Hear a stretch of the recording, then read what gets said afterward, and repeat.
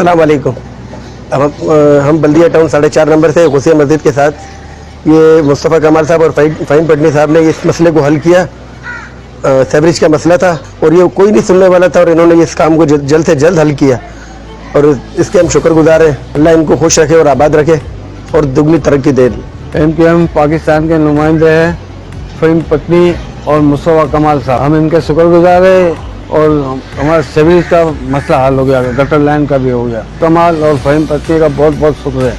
हमारा सेवरेज का हमेशा का मसला बहुत ख़राब था, हमेशा का लिए और मुस्तफ़ा कमाल ने और फ़हीम पटनी ने हमारे का मसला हल कर दिया और बहुत अच्छा काम कर दिया है।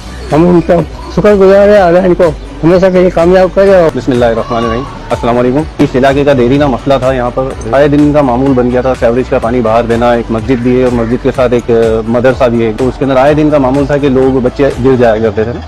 तो ये आवाज़ इलाके के लोगों ने आसपास MPA तक पहुँचाई। उन्होंने हंगामी बुनियादों के ऊपर इस मसले को लिया।